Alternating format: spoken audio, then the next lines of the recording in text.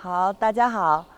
我姓张，我叫张阿依莎，大家可以叫我阿依莎，阿依莎是我的回族的金名。我们现在所处的位置呢，是中国的甘肃省的临夏回族自治州。我从小呢生长在这个地方，到现在呢已经有快30年的历史了。正规学习汉语呢，是从我这个6、7岁的时候开始，进行这个学校的教育。其实呢，汉语非常的简单，大家只要这个循序渐进，按照老师的要求呢，我们积极主动的去做多一些的尝试，我相信呢就能学好外语，学好汉语。我们这个母语啊，我们分一个方言，然后我们家里讲的是方言嘛，然后我讲的是普通话啊，这样的。那咱们的这个方言呢，其实也是跟汉语是很相似的嘛，就是一个地方因为它的聚集的这个时间不一样，地域不一样，然后人呢它也不一样，所以说它可能是音调上有些不一样。然后这个普通话呢，正规学习普通话呢，那可能要是咱们上这个上学了以后，尤其是上这个初中和高中的时候啊，它要求的就比较严格。然后在大学期间呢，因为周围的很多朋友、很多同学、老师都在讲普通话，然后我们也就是讲这个汉语，可能讲的时间比较多一些。再一个，我就是比较喜欢咱们这个中国的一些名著、一些作家写的作品。那闲下来呢，喜欢朗读，然后喜欢朗诵。喜欢唱一些这个中文的歌曲啊，那这样的话呢，对这个汉语它的帮助也是非常的大的，能有一个飞速的提高。小时候呢也不懂，跟这个汉族朋友们一起玩，汉族的小朋友们一起玩。那等了我们这个懂事的年纪呢，家长告诉我们有一些禁忌我们是不能去做的啊，比如说是这个对女孩子有特殊的要求啊，可能是比这个汉族的女孩子呢要求的要更严格。在我们这个穿衣服的时候呢，衣服一般来说我们是不能把这个胳膊露在外面的。那一般的这个腿也不能露在外面，所以你看我们这个回族的穿的这个裙子啊，也穿裙子，但我们一般穿的是长裙，把这个有这个袖子也在里面。那裙子一般比较长，一直到脚踝的这个部分也有。那还有一些就是非常正统的家庭呢，我们是需要戴着这个面纱。还有呢，我们每天要有5次的这个礼拜的时间呢，我们要这个诵念我们的清真言，有这个东西在里面。也就是说呢，也是一个让我们自己反省的一个时间。你想想，一天做了哪些事情是有意义的，哪些事情呢不应该去做，以后不能做啊。这样对我们这个灵魂的净化啊，精神上呢，它是一个更高的要求啊，是这样。家里呢是这个每天5次的礼拜，有时这个父母亲呢这个做的是非常的严格，按规定的时间去做这个礼拜。一到时间呢，一般是1天5次的礼拜。做完以后呢，我们是因为这个工作的关系啊，有的时候是身不由己，所以说不一定能做到，但是心里呢是非常虔诚的。这个还体现在我们的这个饮食方面。那我们呢是坚决不能吃这个猪肉的啊，而且呢是咱们这个没有经过这个阿訇呢宰杀的这个牛羊啊，还有鸡啊，我们也是不能吃的。我们吃的这个羊肉呢，必须是阿訇宰杀过的，而且呢，跟它那个自己死去的这些动物，我们也是不能吃的。还有这个奇形怪状的东西，我们也不敢吃。有好多海鲜啊，我们也不吃。到海南去旅游，那个海鲜我们一般不敢尝试。现在呢，有些开放了的话，我们能吃一些这个虾，敢吃虾。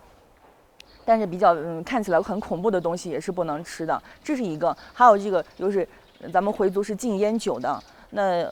现在这个中国呢也是相对开放，那咱们有的时候朋友小聚啊，喝几杯啤酒啊，都是一般来说都是可以的。但是呢，对我们这个回族的，尤其是回族的女孩子，要求是非常严格，不能喝酒，不能碰酒，哪怕是含酒精的饮料也不能动啊，这是一个要求。就更不用说是抽烟了啊，去一些什么不太好的一些场所。那么这个从这方面可以看出来，我们这个临夏呢，它是一个相对保守的这样一个地方。有人说这个保守呢是好像和这个现代社会不相适宜，但是我觉得呢保守也有它的好的地方，因为这个临夏的回族女孩子给人一种感觉呢，从远处看去呢就是非常端庄大方、非常圣洁的一种感觉，这也是我们中国的男性心目当中理想的一个他的伴侣的一个要求，是这样的。一般来说呢，这个伊斯兰教呢，它分为三个教派啊，一个是咱们的老教，一个是新教，一个是新兴教啊。它主要其实它的内容都是大致上都是相同的。一般呢，我们都是信仰的是真主啊，信仰真主。然后好多宗教祭祀，就是禁忌呢，我们都是一样的。不同点在哪里呢？就是可能这个新教和新兴教，它在一些具体的做法啊，一些宗教的一些教义上有细枝末节的不同。比如说是你这个礼拜的时候呢，啊，你说你的这个手要朝上呀，或者是你的这个礼拜的这个就是下跪的这个方式啊，或者是一些细枝末节上不一样，但是内容大部分都是一样的。我们信仰的是老教，啊，老教相对来说它是宽松一些，但是我有一个前提啊，不管是老教、新教还是新兴教呢，它都是有严格的这个禁忌的，咱们要遵守的啊。咱们信奉的是古兰经啊，那这么要求的东西呢，我们都要是按照那个经上的要求去遵守，就是细枝末节的一些不同。所以说，相对老教来说呢，它是一些稍微比较宽松，它没有一些过细的一些要求。那么这个新教和新兴教在发展的过程当中，由于不同的这个学者啊，他加以这个细分，所以说他要求的更加具体。这样讲来的话，这个新教和新兴教它的要求可能更为严格啊。那在我们回族当中啊，其实他说是伊斯兰教之间是可以互相通婚的，但是呢，有的他要求比较细的，就是老教和新兴教的人呢，要是通婚的话呢，还比较麻烦，中间还有这个问题。所以我们通婚的时候介绍这个对象的时候呢，一般会问清楚，他首先他是不是信仰伊斯兰教，其次他们家里信仰的是什么教派。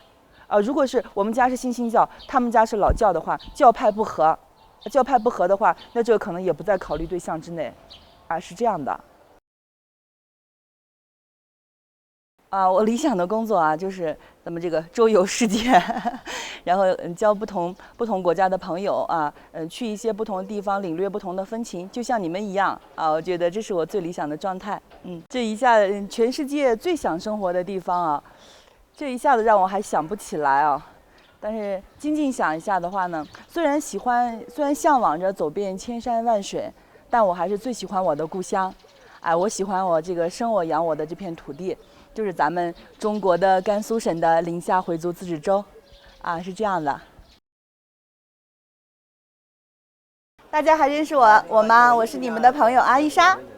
我现在的这个行头，不知道大家是不是很喜欢呢？我非常的喜欢我现在这个行头啊！如果你们以后有机会呢，来到我们临夏回族自治州，你就会发现满大街呢都有围着这种神秘面纱的穆斯林女子。在我们这个穆斯林家庭当中啊，一般上了超过12岁以上的这个女孩子呢，就可以围面纱。在这个少女时代呢，我们这个围的面纱呢，一般比较素雅，很简单啊，一个面纱围下来，拿一个小夹子夹住，垂在下面，就能看出来她是一个穆斯林的一个少女。那我现在的这副行头呢，表明我的身份特征什么样子的呢？那就是说呢，我刚结婚不久，我们必须要围着这个红色的这个面纱。结了婚以后呢，我们的头发呀，只能给自己的老公看，再不能给任何人看。如果说你不围着这个面纱呢，就相当于你没有穿衣服一样有这么严重性呢啊。好，这是咱们到了这个结婚以后呢，围的是这样的面纱，围的是这样的围巾。那随着你这个年龄的增长呢，咱们的这个围巾的这个颜色呢，可以根据你的爱好有不同的选择。一般咱们会选越来越素雅、越来越庄重的颜色。接下来呢，我再给大家演示一下，在不同的年龄阶段，你有不同的选择的一个结果。你们现在看到的阿伊莎呢，就是过了40岁以后的阿伊莎的一个装扮了。那在咱们这个回族家庭当中呢，一般女性呢过了40岁左右的时候呢，我们就要把这个纱巾呢换成盖头，这是咱们的一般家庭的一个要求。另外呢，这个纱巾咱们这个盖头呢还有一个特点，大家仔细看一下。那么这个纱巾上的这些串珠呢，都是由我们这个手工呢一针一线缝制而成的。这一针一线呢，缝出的是一种美丽；这一针一线呢，缝出的也是一种庄重；这一针一线呢，还缝出了一种内涵；这一针一线啊，也缝出了一种高贵。大家觉得怎么样呢？它有没有体现咱们伊斯兰教的一种宁静、和平、祥和的特点呢？